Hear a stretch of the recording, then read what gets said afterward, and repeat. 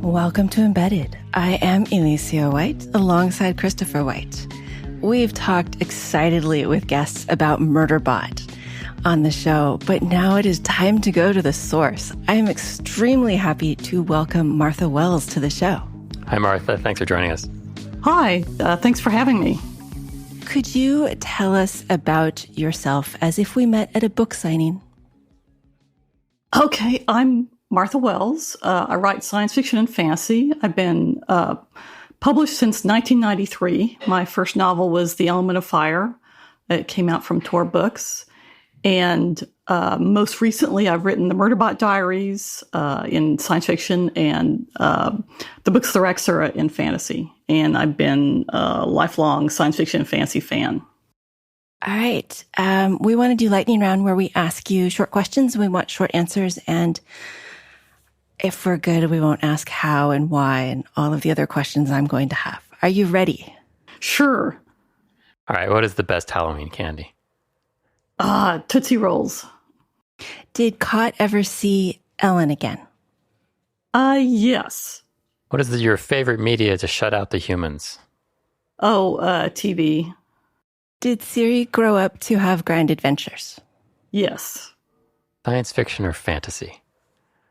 That's a hard one. I would have to say both. I've always loved both. Did Kethel ever get a name? I've thought about that. I think probably. I haven't done any work continuing those stories yet, but I would think that would come up. Yeah. Favorite fictional robot? Besides Murderbot and Art, the robot from Rogue One and Andor. Yes. Yeah. How many mentors did Moon and Bramble's Clutch have? I think it was going to be 2 at least. Do you like to complete one project or start a dozen? Oh, no, I usually like to only work on one thing at a time. What in science fiction and fantasy have you read recently that you would recommend? Most recently, I'm reading The Red Scholar's Wake by Aliette de Bodard, and I'm reading that a bit early. It comes out, I think, next month, maybe. I also read The Spare Man by Mary Robinette Kowal and enjoyed that a lot. Well, now you have added to my to-be-read pile, which is exciting. But let's go to your books. You mentioned Murderbot in one of your favorite robots. Could you tell the poor souls out there who haven't read the Murderbot Diaries what they're missing?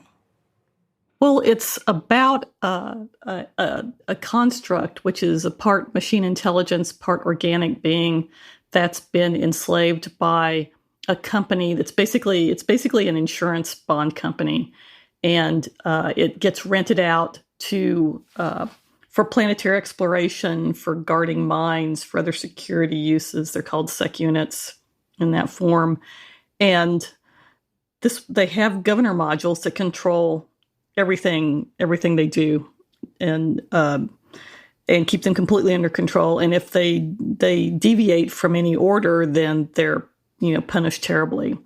Murderbot has managed at some point to hack its governor module so it no longer works. At that point, it could have done what the media in that world believes would happen, is go rogue and go killing all the humans it could. But it decided it didn't really want to do that at the moment. And it started watching videos and dramas and shows and things from their version of the internet, basically streaming entertainment. And it's been hiding the fact that it is actually free and still doing these jobs. It ends up on a job on a planet doing a survey with this group of scientists that it actually starts to like. And in the first story, All Systems Red, it gets to a point where it has to reveal that it's basically a free agent in order to save their lives. And we should warn people we might be spoiling certain elements of some of the books as we talk. But probably not many, not a ton, except that Sec Unit survives accident. Most of its adventures. Yeah. You say it. Is that the pronouns that Sec Unit prefers? Yes. And is it a cyborg? I guess technically it is. I'm not sure what all the definitions are and how much of the definitions I know are actually, fictional versus reality. But it's basically a partly organic robot made with cloned human tissue, but also it's a large percentage of machines. So I guess, yeah, technically it would be a cyborg. It's just not called that in the story. It's not a pre-existing human that electronics have been added to. It's more of a... Right. Yeah, okay. It's not. And I'm wondering, is that the definition of cyborg, that you actually have to start out as a human and then have... That was what I thought, yes. Okay. So cloned tissue means never independent of the electronics. Right. So, yeah, I guess it isn't a cyborg then. But it has very human characteristics. Is that because of the media that it consumes? And how much of the media is anime? Sorry, I'm all over the place. Okay, that's okay. It does have very human characteristics because that's all it knows. It was basically designed to interface with humans. It's never been part of a all machine intelligence society. So it's all its learned behavior is from humans. And about the anime part, is it many of these things that it talks about watching are very, very long running series that seem to fall between anime and soap opera. Is my mental model right on that? I don't really think of it as anime. I think of it as a lot more like the kind of evening dramas we have. Excuse me. The evening dramas we have, like How to Get Away with Murder, the science fiction fantasy things like, Farscape, Stargate, Stargate Atlantis, that kind of thing.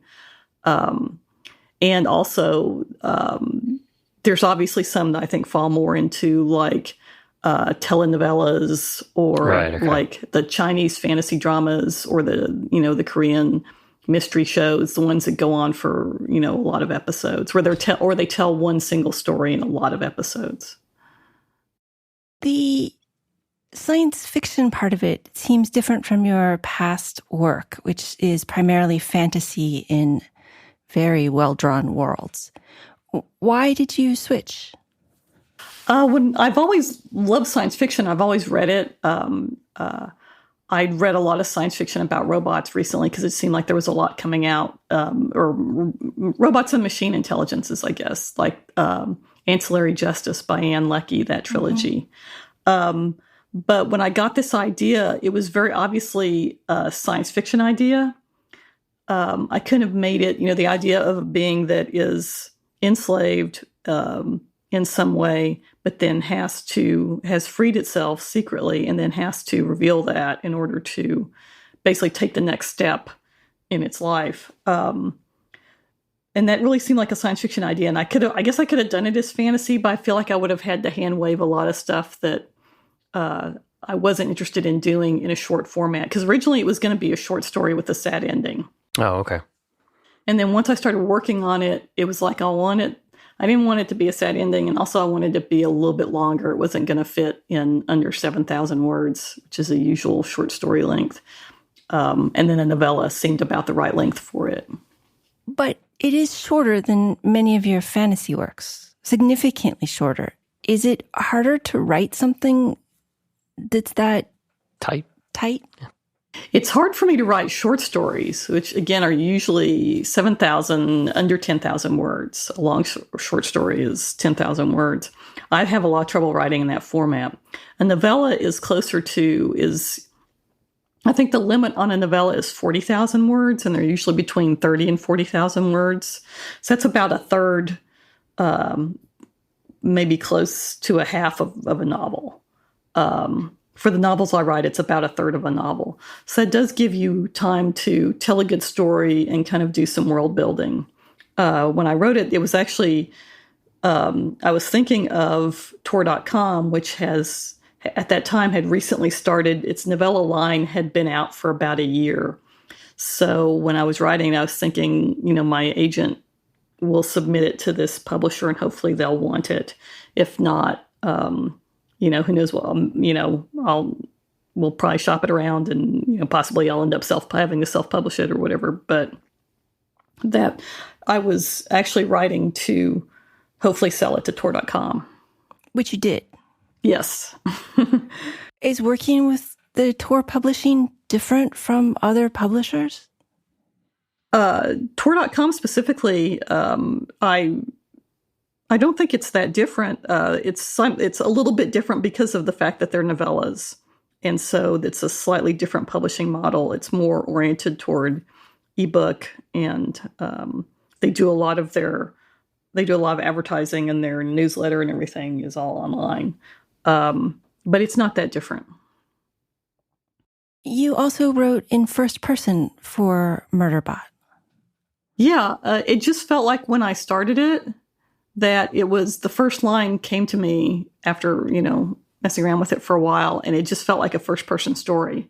And actually, it was the first scene I did was the scene between Murderbot and Mensa when it's in the cubicle. And I'm not sure why that scene came to me first, but it was really kind of the heart of that relationship when she first decides to open the cubicle door and just talk to it. So yeah, it just kind of had to be a first person story because I wanted that kind of abrupt difference between what Murderbot looks like on the outside when it's wearing its armor versus what its interior monologue and what its feelings are. And first person was the best way to get that across. And I think it worked out real well the way they did the book, with the cover is a very forbidding cover with Murderbot in armor. And actually that cover, when it first came out, there are places that were labeling it as robot horror, which it absolutely is not. And it's kind of funny. And then you see that cover, then you open the book and you're immediately in Murderbot's head, and you can't ever see it as that forbidding figure again. It has been a little difficult sometimes to convince people to read books called Murderbot, that's one of my because questions. It sounds violent. Well, there is some violence. There is some violence. There is some violence. But it's interesting, and I've seen people, I don't know if they'd actually read it or not. Someone was recommending it on their Twitter, and someone came up and was very angry that they were recommending it because Murderbot did kill all the humans. And I was like, when did that happen? It didn't even kill the ones that it should have. It didn't, yeah. Really. I mean, But was that a concern when you were developing? Well, I guess, you wrote the short story first, and were you planning to expand it into what's 6 books and 2 short stories now, or 6 novellas and novels and 2 short stories? Not really, because a lot of my other work, my fantasy, it's very action-oriented. So I didn't think this was any more violent than anything. And actually, I think it's a bit less violent.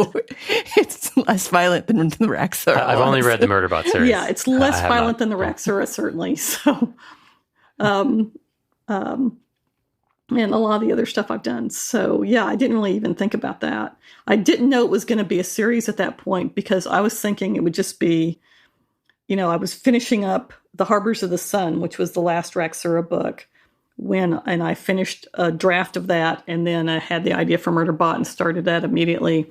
And I was thinking, well, maybe if I'm lucky, they'll come out at about the same time, and they'll kind of, get attention for each other, and this will help bring notice to my novels. And then when Tor bought it, they asked for a second one. And it didn't have to be another Murderbot at that point. It was just a second novella. And so, but I kind of at that point I wanted to do a sequel. So I started working on Artificial Condition. And that was much harder to write than All Systems Red. That took me about 3 months. Most of the Murderbot, they're short, but they're kind of hard to write. And part of that's each one is more complicated, and Murderbot's perspective is more complicated with all the different cameras and systems that it can access. So writing the action scenes sometimes gets really logistically difficult. I finished Artificial Condition, and at that point I kind of had a story arc in mind. So we asked them if they wanted more novellas, and we ended up selling the next 2, and that kind of turned it into a series. Going back to the first person perspective for a second, did that make world building more difficult or easier? Because you've got a focused perspective, but also it's narrow. I don't know. No, actually, for world building, it makes it easier, I think, because Murderbot is narrating to the reader, the invisible reader, that what is going on. So it makes a lot more sense for it to explain things. When you're writing even in third person personal, you kind of have to come up with a reason why your character is going to think about stuff that they already know or describe things that they see every day and that kind of thing. Yeah.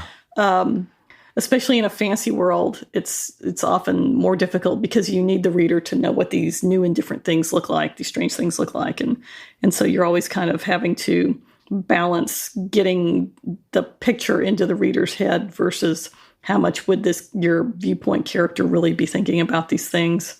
And with a narration like Murderbot's, where it's telling someone the story, it's so much easier. But it does, even though it's allowed by the type of story and the fact that it's first person to kind of tell what it's doing, the fact that it can, the way I set the character, well, I wasn't thinking about this when I set the character up at first, the fact that it can get into all these different systems and get information constantly.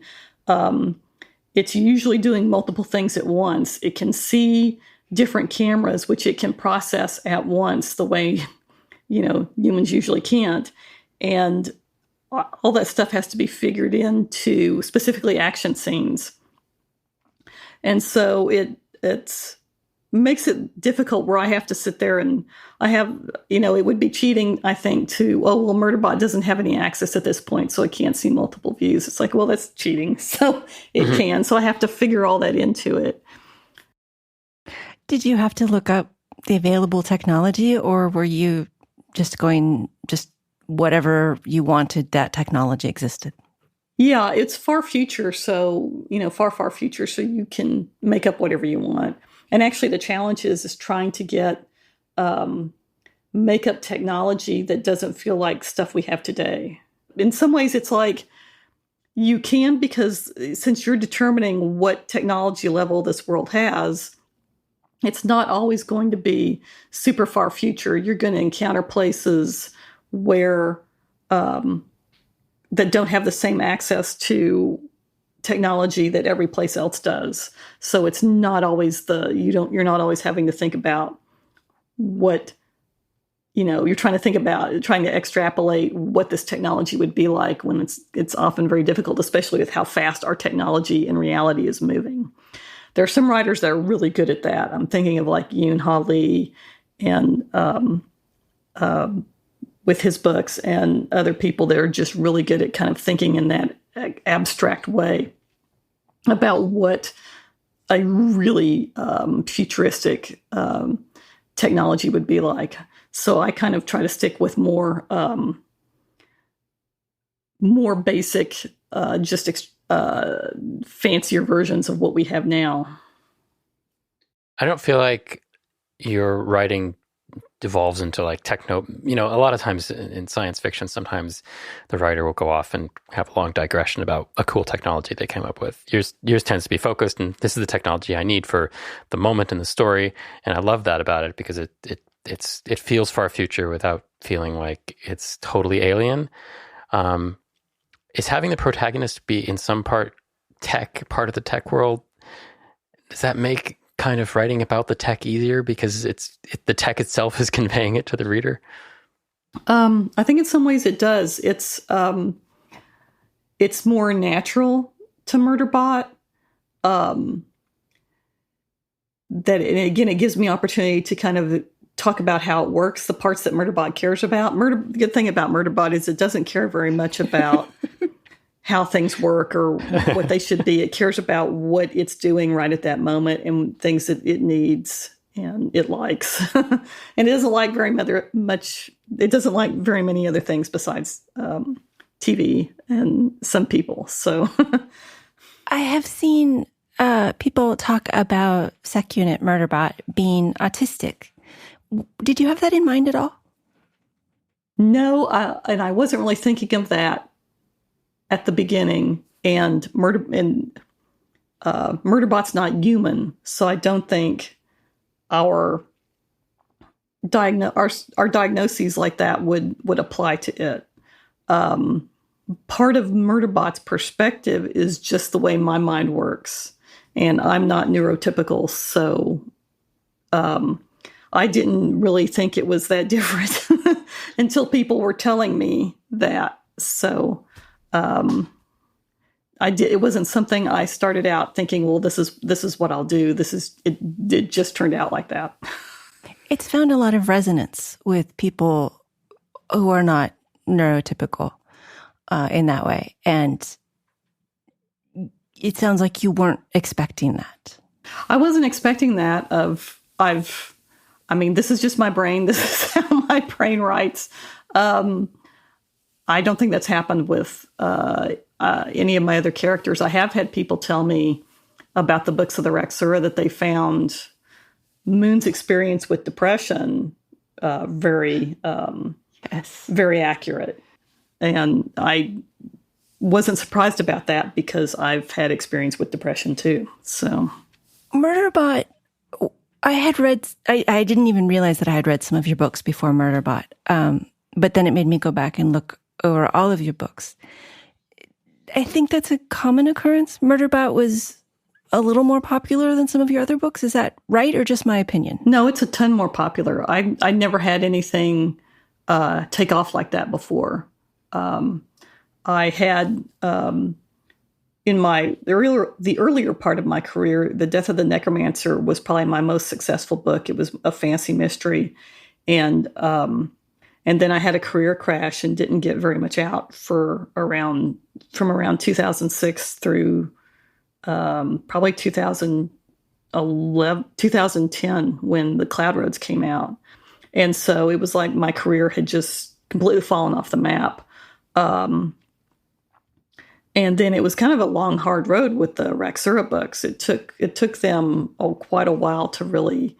They were doing sort of just well enough to keep going, for the publisher to keep the series going. And then I got some success. I had a Star Wars novel, but actually that fell right after Disney bought Lucasfilm, and so it kind of got sidelined. But I was doing okay, not super great, but okay. And then Murderbot just hit big and became very popular, and that was completely unexpected. You said that Murderbot is how you think, and Raksura, definitely the depression for Moon. I totally agree with that comment. Were the earlier books, the Ilrien, less personal? In some ways they are, because I feel like I've been struggling to kind of get connected to my characters in some way, which probably relates back to being non-neurotypical. And so I've really had to work at it of getting their emotions on the page. I think it's there, but and I know I tend to be too subtle with that. That's one thing I've had to work on over the years. But it's just it's a learning process, and I know my writing has changed pretty drastically over the years. And also it depends, again, about the world and the character I'm writing. Some of it is going to be more restrained. Since Murderbot is kind of first person, it's a lot easier to kind of for it to open up, and even then it's kind of a little guarded about its emotions sometimes, and it will deflect and kind of.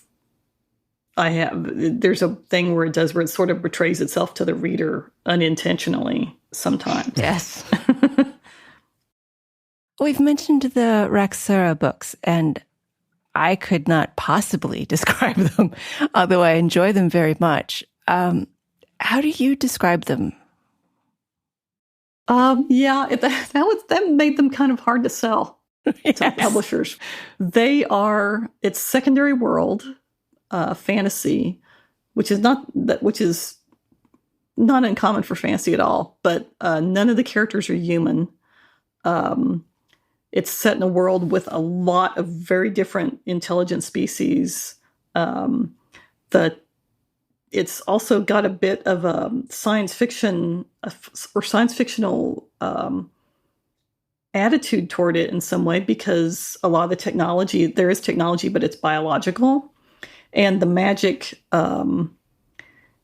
is not, is usually inherent into the characters themselves based on whatever species they are. So there's not a lot of sort of flashy Harry Potter type magic. It's all kind of in built. And it's, in all that, it's basically a really personal adventure story of a person trying to find their way in the world. Someone who's been separated from not just their family, but their entire species, and has been trying to kind of figure out who and what they are. And a lot of stories would end with them finding their people. And this one starts with them finding their people and going on to how can they fit in. And that person is Moon, because we've said the name a couple of times. And you said that there are no humans, but I really want to emphasize that there's nothing human about this. It's mentally very engrossing because everything is different. There are no assumptions you can make about what you can expect from a culture or from a physical perspective for any of the characters. Some of them can fly, some of them can walk on walls, some of them can swim under the water. And oh, wait, humans can do that? Not for this long. Oh, okay. How do you create a world that's that detailed? And was it the world first or the characters first? It was the characters first. In my previous books, I'd stuck to kind of modeling things. They weren't historical fantasy because they were secondary world fantasy, but I stuck to kind of modeling things on real world places. And with the Cloud Roads, I wanted to do something completely different. I wanted to make it like I'd read a lot of when I was growing up in the 70s. There's a lot of feminist science fiction and also fantasy that was really kind of borderline science fiction and fantasy, where it was magical fantasy taking place on other planets and kind of these really neat, detailed worlds. And I'd always liked that. And that's what I wanted to do with the Cloud Roads. I need names on that. Andre Norton, Zenna Henderson. Who else are you talking about? Phyllis Gotlieb, Andre Norton. I'm trying to think. It's a lot of it was stuff I read when I was literally a teenager. Yeah. So it's kind of hard for me to remember actual names. I'd have to go look it up. And actually, I have a library thing where I've listed a lot of those books. Library thing is different from Goodreads in that it's basically just for keeping track of your home library. More than it is about reviews and stuff like that. But I've listed a lot of those books there. But I just have to when I was writing it, I was just pushing myself to make it as different as possible. When I realized I was writing a scene that, well, let me give you an example. Since you've read The Cloud Roads, when Moon and Jade come to the turning city, when they're traveling back to look for the poison they need. They when they originally got there, when my original conception of those scenes, it was just they were just camping on a plateau where there were some other people, and I was that's boring. And so I started okay, well, let's say it's a little town. Well, let's say it's a city, and what kind of city would it be? And I just kept trying to push myself to make it stranger and stranger, and that's how I came up with the city that's turning on the plateau, and it's actually a device that's actually creating energy to heat the city. So stuff like that. It's just always kind of like looking at what I was doing and really trying to push myself out of my comfort zone and come up with something really cool instead of just kind of falling back on a normal fantasy trope.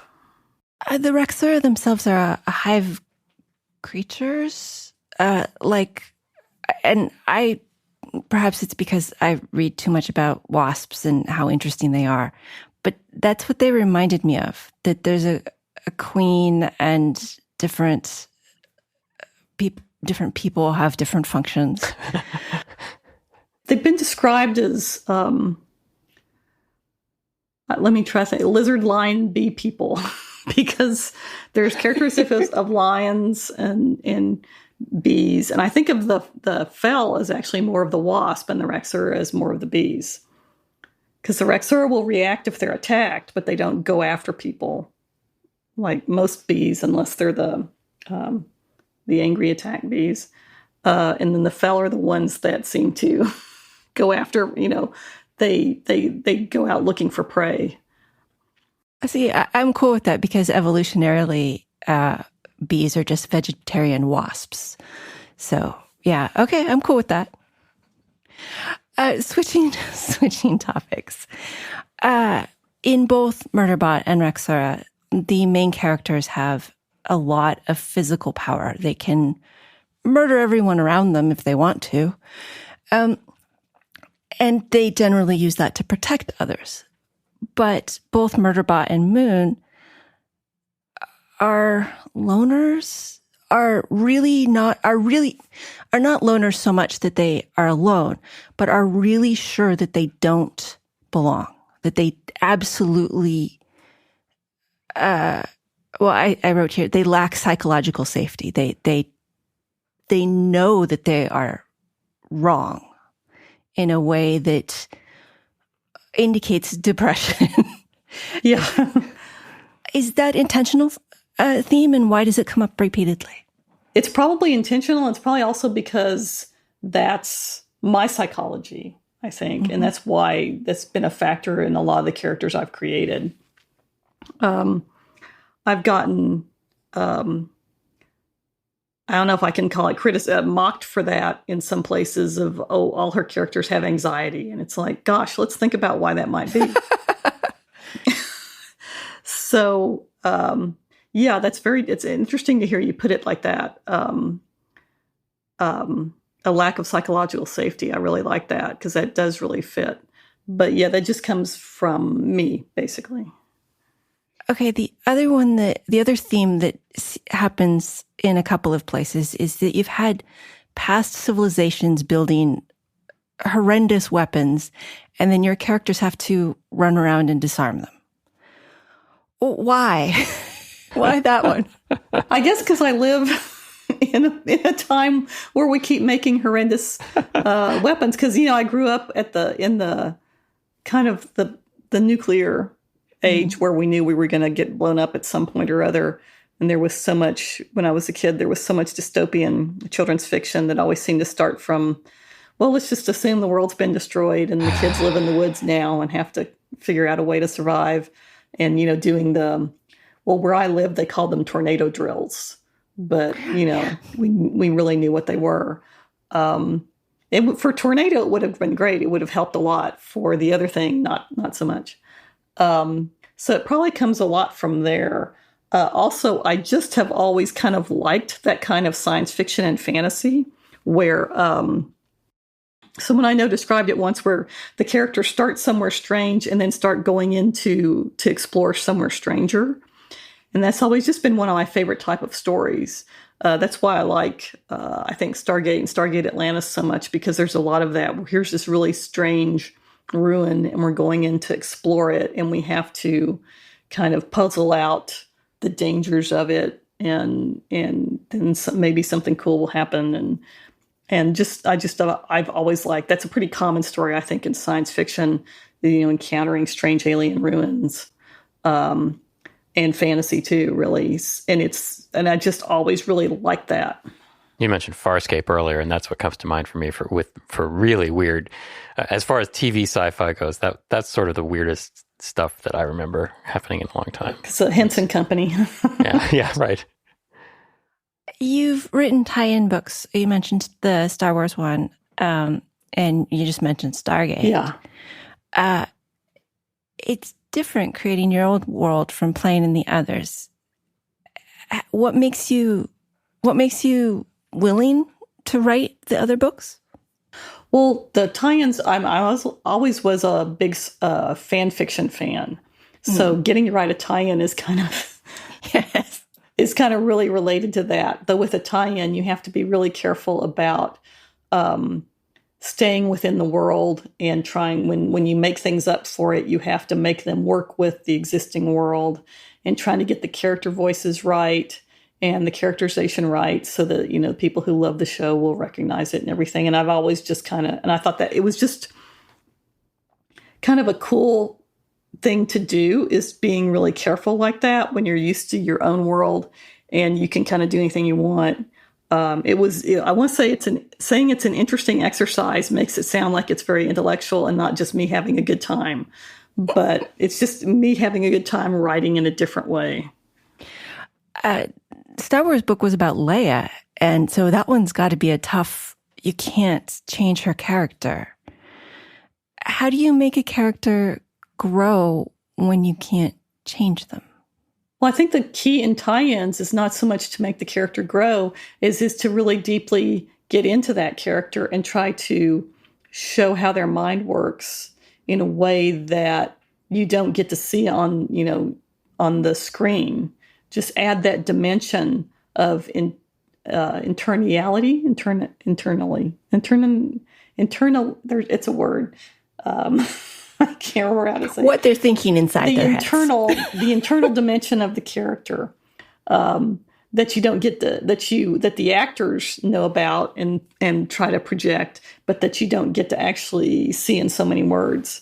So I think that's it's just a different type of writing, and I think it gets looked down on by people who don't read tie-ins or don't really understand what they're trying to do. But when you really like TV and you really like the show, just being able to see someone really get into the characters and get them right, and kind of provide these insights is just really fun and interesting. Oh, it is. I love tie-in books. I tend to only read a few, like mostly Star Wars ones, but I haven't read any of your Stargate ones. Is it all Stargate or Stargate Atlantis or both? There's two of them, and they're Stargate Atlantis. That was my favorite. Which characters do you like best there? I liked John Shepard and Tayla. One of the books has Ford, and the other one has Ronan. They're different time periods. I liked Rodney. I just like the whole cast. Yeah, you're going to end up with all of them, aren't you? I'm just naming everybody because I do that with Star Wars too. I just like usually the main. I like the main character. I was a big Han Solo fan, and also but I like the character interaction in the group, so I tend to like the whole group when I'm watching a show. When you wrote about Leia, were you thinking about Carrie Fisher or about Leia separately?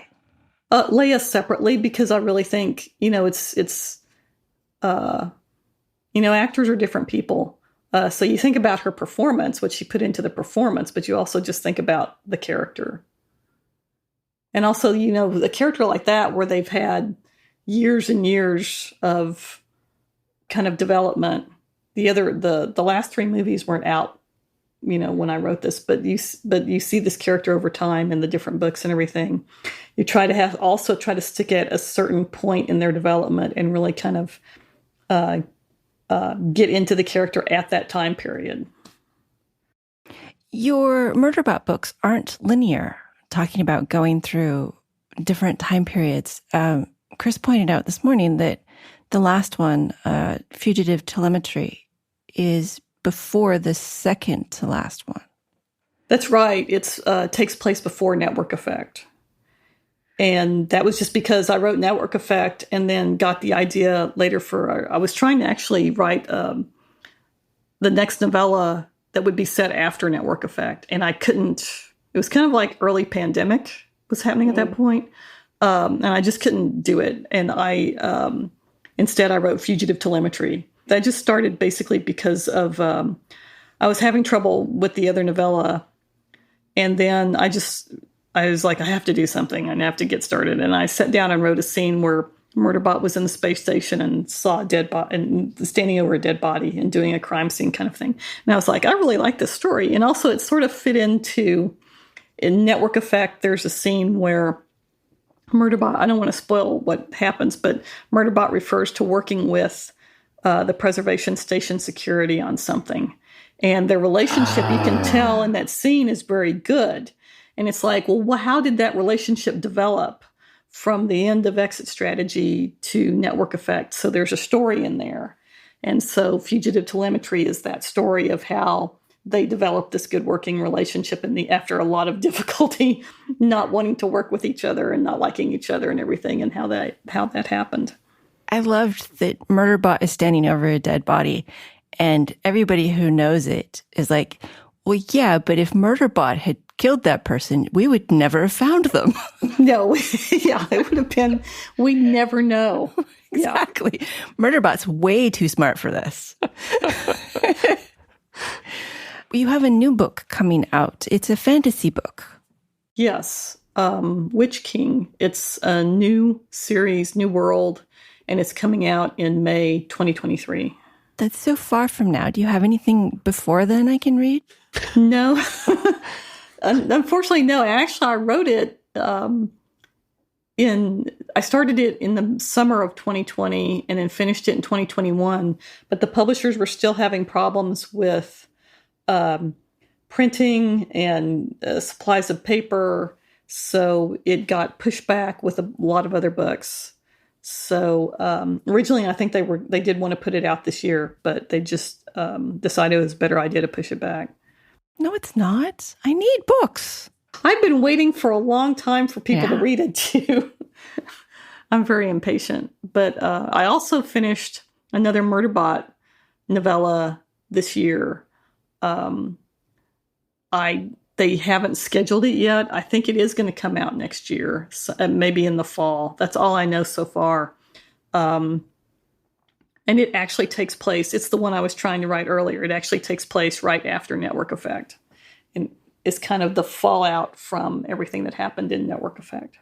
I'm glad to hear about the reverse of time, because I didn't know how to get to from Network Effect to Fugitive Telemetry. Just because but I didn't care. It was Murderbot. Yeah, I was surprised they didn't just put takes place before Network Effect somewhere on, the cover or something. But I don't see the covers very often because I read ebooks almost exclusively. How important are the covers to you? I really like the covers. I think they kind of set the tone for the book. And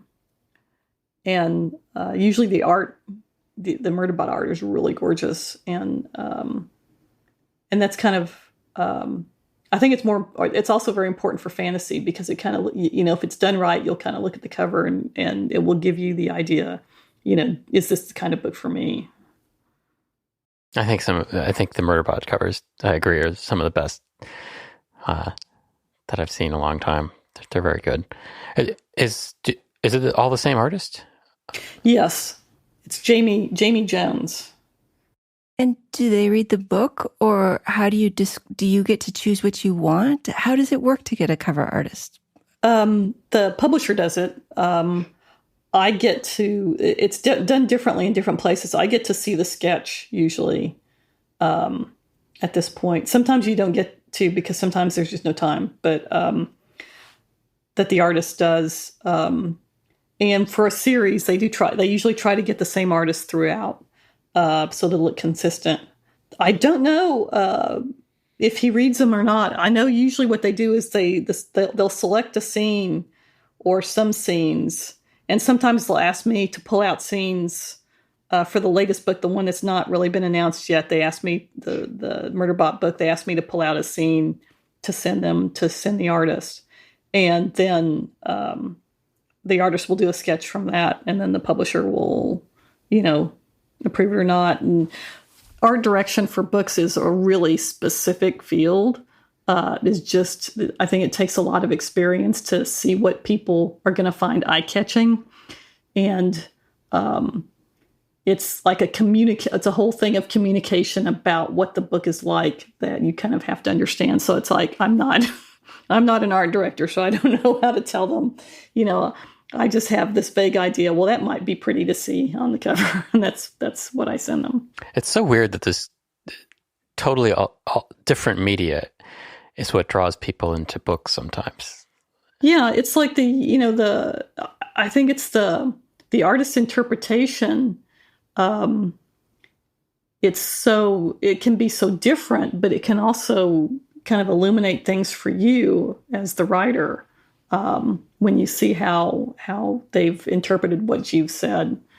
It's just really, I love graphic novels and looking at them and trying to figure out how, someone would conceive of this. And it's just so different from writing, but also so intensely, so the storytelling can be so brilliant just through art. So it's just interesting to see that different view of your story. I remember when Bujold got a whole new set of covers for the Vorkosigan books. And I hated them, of course, because I grew up on the other ones. I grew up on the other ones. And I still wonder, are those better? They're very plain.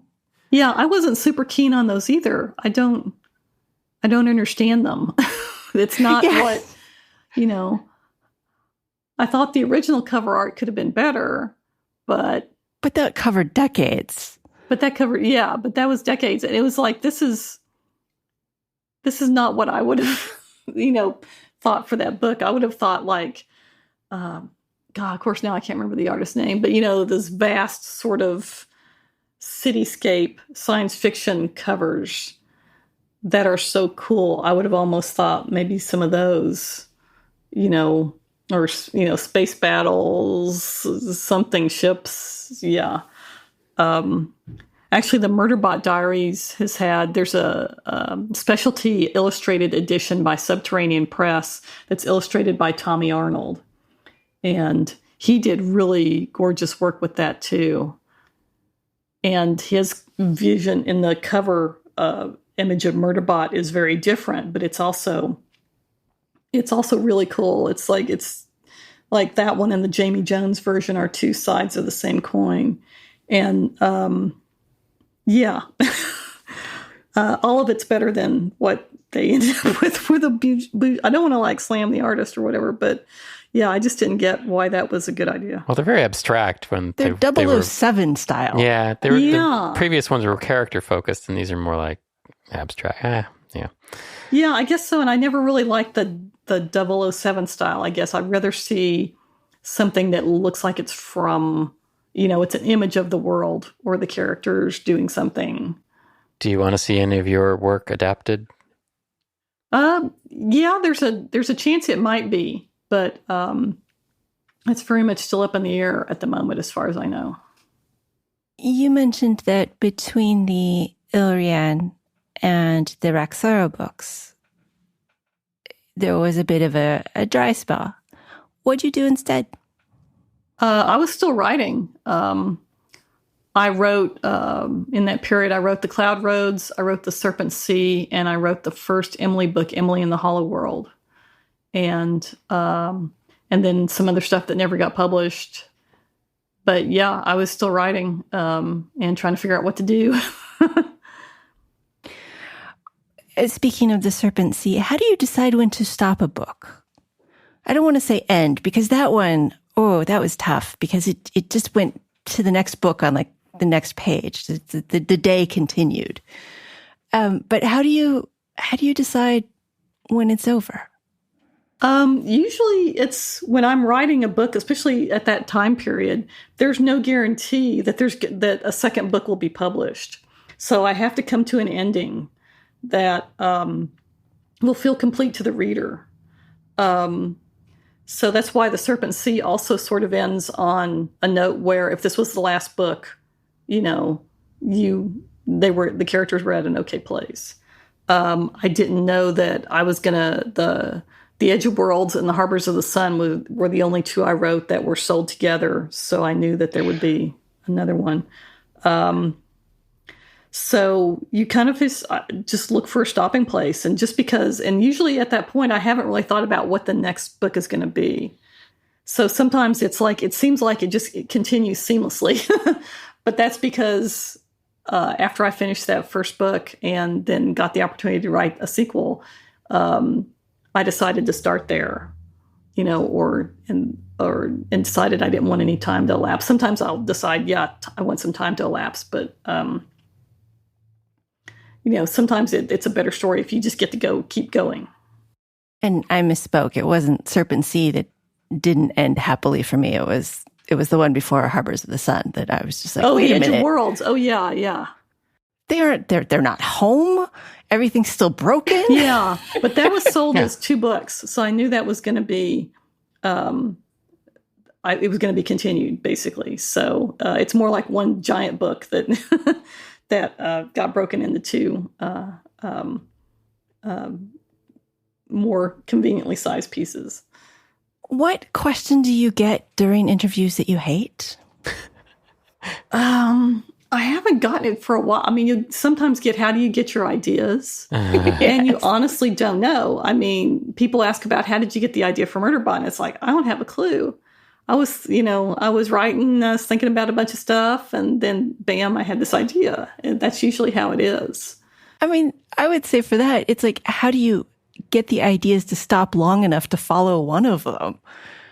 Yeah.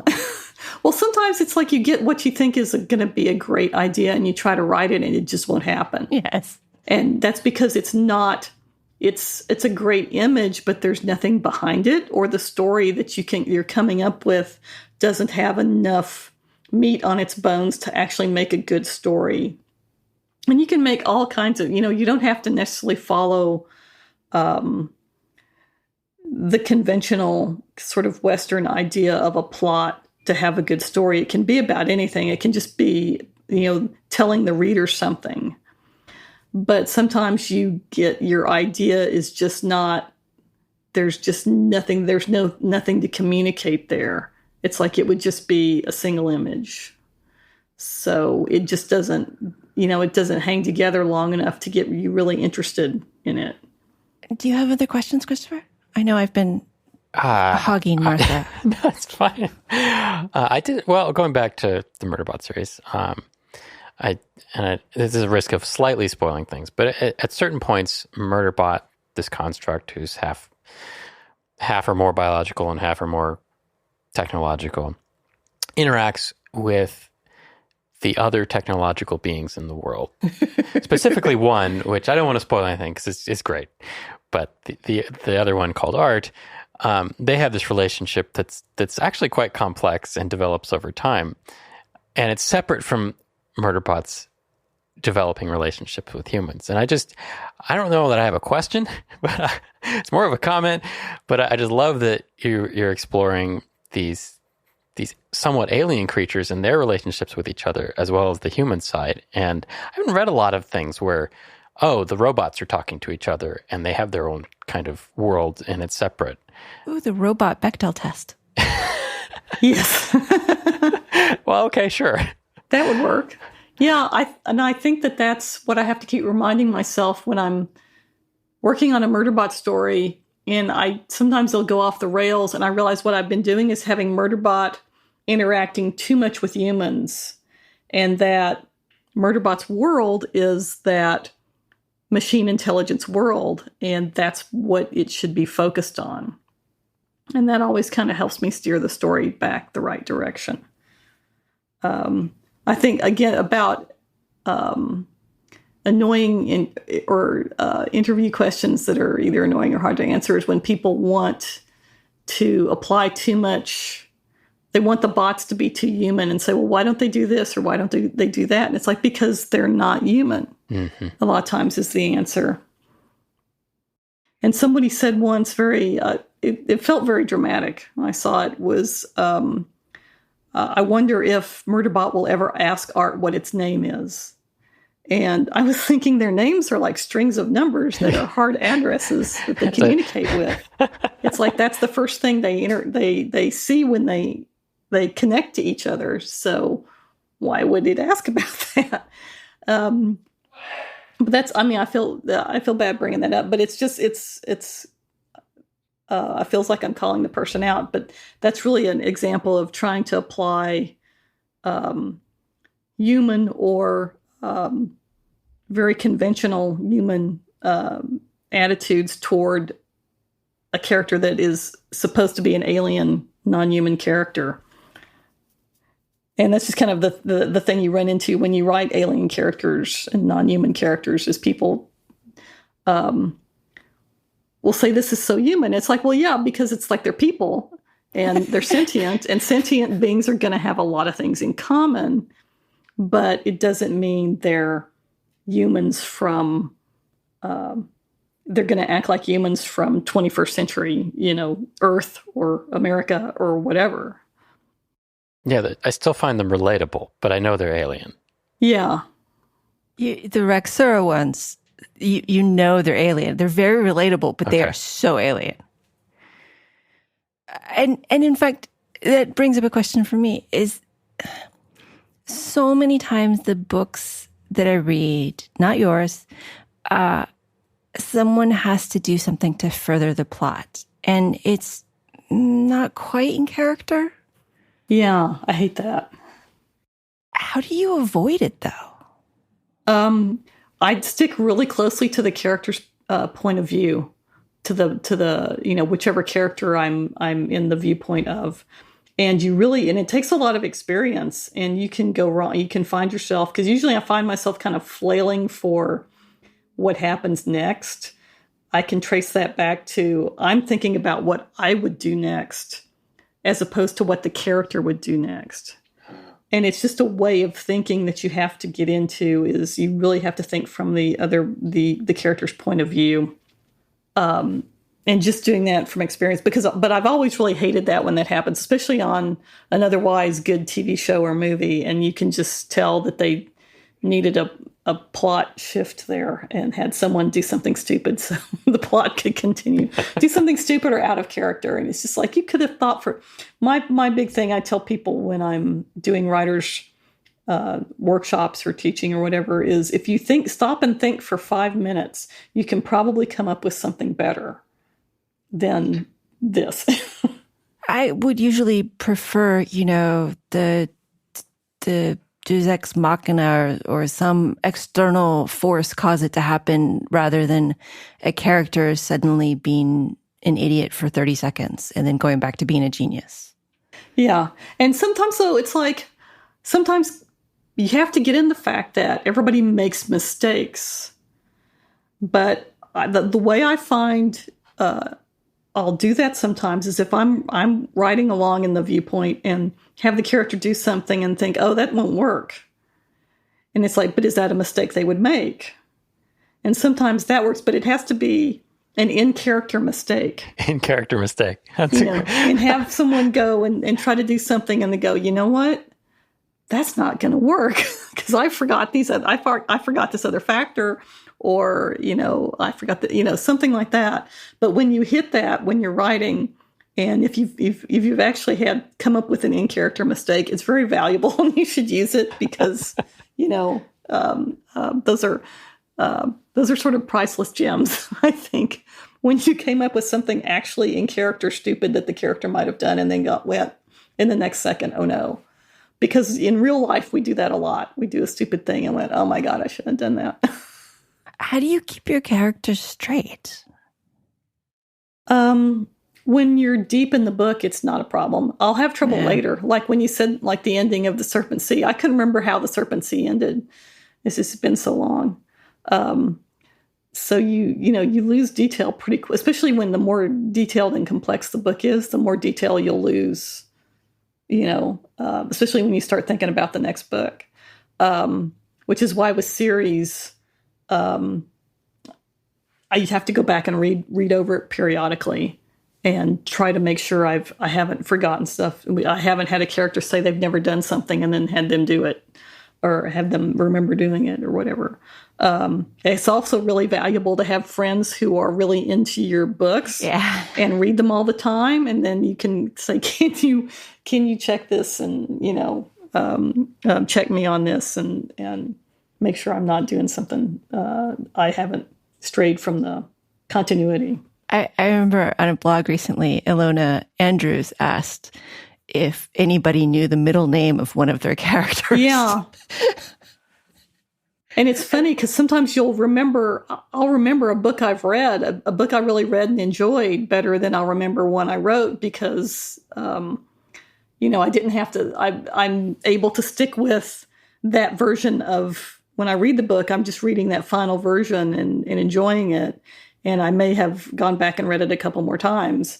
But with my own book, even though how many times with you can't, it's almost like you can't see the forest for the trees. I remember all the changes and all this complexity, and I'm not really thinking about the central story or the characters or whatever. But yeah. How do you go back and read your books? It helps when I forget. It's like the longer period that goes by, the more I've forgotten. So, I know what's going to happen generally, but I've forgotten a lot of details.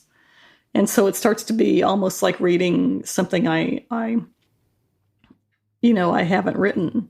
I'm having to go back and read earlier books now because there's going to be some of my fantasy that's been out of print for a while is going to be re-released. So I'm rereading them and kind of fixing them up, and because the writing is old me, not very good. So I'm fixing it up and everything, and I'm just looking at it going, who wrote this? I don't remember being this person at all that would write this. So yeah, it's just it's especially I think that's a phenomenon probably when you've written a lot and it's like they're not your babies anymore. They've gone off and become adults and become their own people, and you hardly recognize them. I wrote a technical book, and I'm thinking about doing a second edition. And the thought of reading the first edition, which was published over a decade ago, and I know I need to because the chapters have different topics, and I want to make sure that I don't make assumptions about what was covered in the future past of the book. But I can't.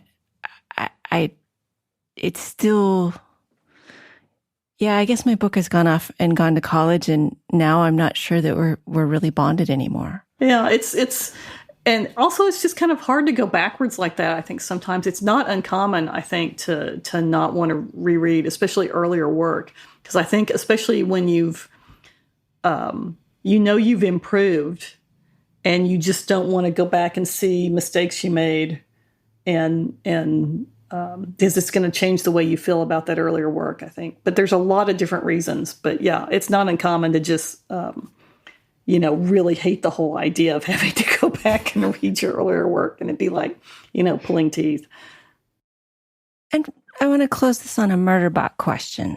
For all that Murderbot has murder in the name, they don't do a lot of murdering. I wrote a very terrible NaNoWriMo book in which I ended up having to kill a character I liked a lot. How do you murder your characters? It's better when I think you don't know you're going to do it because I do a lot. I don't surprise murders. Yes. I don't outline. So a lot of times when I get to that point, it's like, this character really needs to die, and I don't really want to do it, but I got to do it. And pretty much, I think probably 90% of the characters I killed, I didn't know I was going to do it until I got to that point. You write by the seat of your pants? You're not a plotter? No. That's why Murderbot's so hard. I don't work out stuff in advance. I just charge into this scene and go, oh my God, this is going to be so complicated. But you have a story arc in mind. Yeah, usually to start, I have to have, it's kind of like you go from point A to B to C or whatever. And when I start, I'll usually know point B and point C. And by the time I get to C, I'll know, the next section, depending on how long it is, or maybe the whole thing. But yeah, I kind of get bored easily. So it's better if I don't know. I'm kind of discovering it along with the reader. And also I think it's better because I can't telegraph, like if it's a murder mystery or something, or if there's a mystery element, I can't telegraph it to the reader if I don't know until I get there. I have a problem reading some mysteries. I can tell they've been plotted out in advance because I'll read the first chapter, and then there used to be I think it was a convention of you have to mention the murderer really early on, or it's not fair or whatever. And they would mention the murderer, and I would go, "That's the murderer," not because I'm Columbo or anything, but just because narratively it was filling a space where there was no reason for this character to be brought up unless they were the murderer. All right. Yep. I can see that. But I'm just, how do you plot these so tightly? How do you make all of the characters work and not do stupid things if you don't have an outline that's like, and I can see how you would have trouble with action scenes. I mean, you'd have to, one of the good things about outlining is that you get from the beginning to the end, and along the way, you know how many drones Murderbot has lost at certain periods. Well, sometimes you have to keep rereading and revising until you get it right, until you remember. That's the drone count. Actually, it's funny that you brought that up, because in the last one I just finished, I had to go back and do a quick read to make sure I had not. And yeah, it's in the middle, I had messed up the number. I'm kind of bad with numbers, and so I have to really, and even small numbers. I do that all through my books. Oh, they're fighting 5 guys. Well, suddenly there's 4, and things like that. I'll drop or add a number. It's a really weird mental thing, but so I have to be careful with that. But you just have to revise a lot, and and a lot of people, I know one advice I've heard is to write through a whole draft and not go back. And I can't do that. Oh, no. When I'm changing my mind about what I want to have happen or coming up with new stuff I want to add, I have to go back, and get that added in and get the foundation for that so I can go on. It's kind of like those things where however you end up with a finished piece of work is the right way to write for you. There's no one right way to write. It's all very, very individual. Martha, do you have any thoughts you'd like to leave us with? I don't think so. Just, I have my next book coming out is Witch King in May 2023, and there should be another Murderbot pretty soon after that. I'm looking forward to both, even though they are too far away. Yeah, no, they are. It's actually October. I keep reminding myself that. It's going to be 2023 pretty soon. Our guest has been Martha Wells, author of the Murderbot Diaries, the Books of the Raxura, and many others. She has won Nebula, Hugo, and Locus Awards for her work. Check out the links in the show notes. We'll have links to her books as well as some of the other authors we've talked about. Thanks, Martha. Thank you very much. Thank you to Christopher for producing and co-hosting. Thank you to our Patreon listener Slack group for not having questions for Martha so that I could ask all of them. And of course, thank you for listening. You can always contact us at show@embedded.fm or hit the contact link on Embedded FM. And now a quote to leave you with from Murderbot. From Martha Wells in Rogue Protocol. I hate caring about stuff, but apparently once you start, you can't stop.